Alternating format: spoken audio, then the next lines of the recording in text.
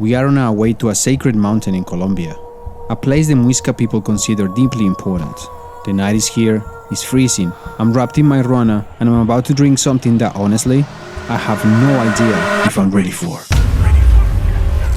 Alright, so before we jump into this, there are two things I need to say. First, there is absolutely nothing that comes even close to being able to visualize or tell a story of what you go through when you go to an ayahuasca ceremony. It's, like when you go to a place and you're standing right in front of a mountain and you're taking a picture and you look at the picture and you go, this doesn't capture not even 1% of what I'm seeing with my own eyes. It's kind of like that, but like times 100. Two, I didn't record a lot of the ceremony because first, it was a little bit disrespectful to have a camera and start recording in there. But honestly, by the end of it, I just didn't want to.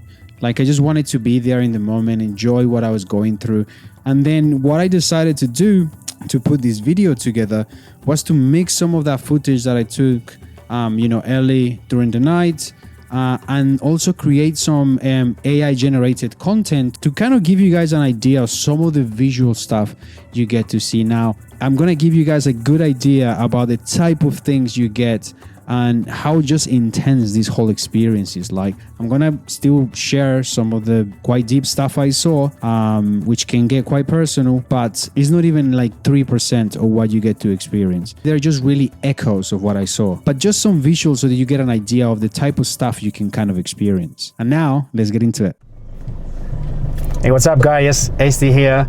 I'm right here in Colombia, and I'm not that big in terms of doing video blogs, but today, we're gonna be doing something very special, and I just wanted to show you guys what this is all about. So Colombia has a very strong indigenous community, and we have now is becoming a very popular practice that comes from their culture, which is the ayahuasca ceremonies. So today I'm going to go to try it out for the first time. We're gonna have a beautiful ceremony. I'm here with some friends, as you can see. Hey, say hi. Hi. Hi. I'm having some friends. They're gonna take me. This is my father-in-law, by the way. But they're gonna take me to this beautiful experience. So it's gonna be quite an interesting experience for me. I've been researching about this for a long time, and I'm just looking forward to see what this has for me, and hopefully show you guys a little bit about how important this is for us, and a little bit about my culture, and hopefully at some point, if you guys want to try something like this out, I can share my experience with you. I'll see you guys soon. Ciao. We got there hours before the ceremony, around 6 p.m, which I didn't understand. But it's not like just show up and drink. There's this whole preparation process, people talking, sharing food, slowly settling in. And I already could feel the weight of the place. The mountain felt alive, like he was watching us. I know, it's weird. Most people there, they've done it before. I ran into this girl, it was her second time. I asked her about her experience, and she told me something that stuck. She said, forget everything you've been told, just let it be what it is. Honestly, that sentence helped so much. I was still nervous, but I wasn't spiraling. Before anything happens, they cleanse the space, they crush herbs in a mortar, and the smell of it is intense. There is something really grounding about it, actually. Now, the fire is a big deal. It burns all night, and we actually helped to lit it. It's cold up in there in the mountains, man. So standing around with our runners felt like we were all part of one shared breath. Before drinking, we sat in a circle. The shaman gave us a word: uncertainty. One by one, we shared what it meant for us, but only after asking for permission to speak. It was an interesting word to be reflecting on, because up until that point, that was the reason for all my fears, the fear of uncertainty. After we finished the conversation, then it was time for the main event. One by one, he would prepare each drink and simply give it to his helper and point to the person that it was for. When it was my turn, the shaman didn't give me the same big spoon-shaped cup he gave the others. Instead, he pulled up a wooden cup, mixed the brew differently, said a prayer, and then blew over it. I heard that meant that you were in for a big journey. So I was freaking out. One thing people told me is that it was important to set an intention or a purpose for the journey. I had this very clear in my mind. This was for my unborn child and my wife. I took the cup, set my intentions, closed my eyes, drank it. The flavor and texture are indescribable, but it was a breeze compared to what was about to happen later that night. It was quiet at first. I was anxious, and then, boom, my inner vision widened, like going from a square to a full IMAX screen. It was weird. And then, the darkness around me was suddenly alive with the sounds of animals. Roosters that sounded like crying humans. Dogs barking like if they were in some kind of secret meeting. This whole time I was thinking, were these animals here the whole time? I couldn't hear them. And now they're like right next to me. I could hear this rooster almost by my ear. It was wild. Suddenly, patterns started to appear. Intricate, beautiful, alive.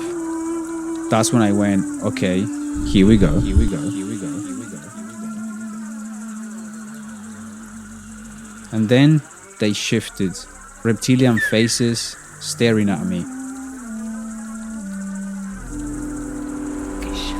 I realized at this point that if I opened my eyes, the visions would fade.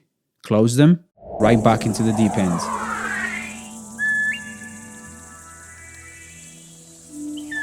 Then came this massive tree, like the mother tree from Avatar. It stood there in a lake, its branches dripping water droplets shaped like eyes. They blinked as they fell into smaller trees below. Creepy, yeah, I know, but also kind of beautiful. The shaman's helpers started playing music, a harmonica and a drum. Suddenly, everything was high definition. The visions were sharper, richer, and moving perfectly in with the rhythm. My body felt like it was melting into the sounds, and it felt like energy down my spine. Then, total shift. I was inside a womb, tight, muffled, safe. Then a burst of bright pink light and this unmistakable feminine energy. It was hard to describe, honestly. My brain went, it's a girl. And I started thinking about the woman in my life. My wife, my mom, my sister. My mind started to tear down this thread until I realized this strong feminine force that surrounds me. But then as I kept thinking about my mom, it pulled me into another vision. Suddenly, I could see an African woman with a child, raw and proud. They shifted my mind into yet another thread, my roots. It was wild because this vision right here was like ultra high definition. Suddenly, everything shifted. I could feel like if I'm flying into an island.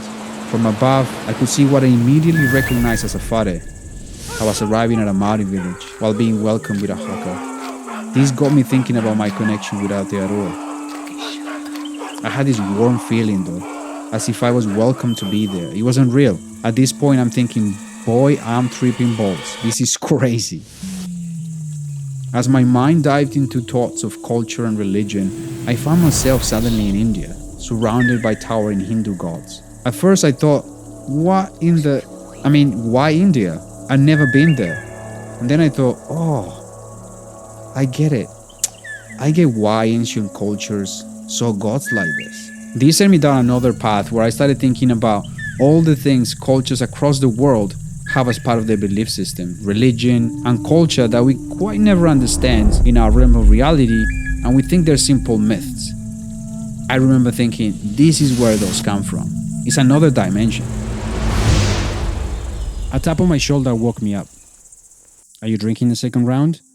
A question I thought about for a second, and then I thought, well, we're here. Might as well make the most of it and go all in. I got up. I was still very dizzy. As I approached the area where the shaman was sitting, he asked me for my full name. Then he asked me how I was feeling. I said I was fine. He asked me if I puked. I said no. He then asked me, did you see? And I said, yes, I did. He proceeded to then mix the second round, and oh boy, this thing was rough. Compared to the first one, this one was way stronger, darker, shivered my whole body as the shaman and his assistants were laughing about it. I went back to my bed, lay down to my side, closed my eyes. I could feel as if something was behind me. It was a plant. This reminded me of my wife. It felt like this security I feel when I'm with her. As the melting sensation started to take cover, I saw the plant lit by the moonlight. I could see the leaves' anatomy. It was amazing, magical. Think of Avatar. Like, that's literally what I was seeing. Time goes past, and I feel this urge to go to the bathroom. It was dark, and walking down to the bathroom was tricky as you feel incredibly dizzy. Everyone's faces were blurred, sprouting too many eyes. I was freaked out. I remember thinking, dude, this is a wild movie. You can't use the light in the bathroom as everything needs to be dark, only a small candle inside. I looked at my reflection in the mirror, curious to see my eyes, when I saw this raised bump on my forehead, exactly where I felt pressure all night. Every time the visions got stronger and I could feel this bizarre pressure on my forehead, I remember thinking, that's the third eye people talk about. But seeing a physical change with my own eyes was wild. I remember laughing in the bathroom going, holy shit. Did my business, went back to bed. Suddenly the shaman yells my surname and says, Venga, which means come over. My heart was pacing. I walked over to him and this part blew my mind off. I walked down to where he was sitting, still very dizzy, and when I saw him, I could see a shaman wearing a tamoko on his face. It was wild. I remember even saying as I stood there, seeing this, wow, this is nuts. I could feel like if I was sitting right next to a Maori chief, the energy was intense. I could not believe what I was seeing. He asked me to take my jacket off on my rana, and then he asked me to sit down on this chair. He then proceeded to conduct a cleansing ritual. I actually recorded the real audio of this.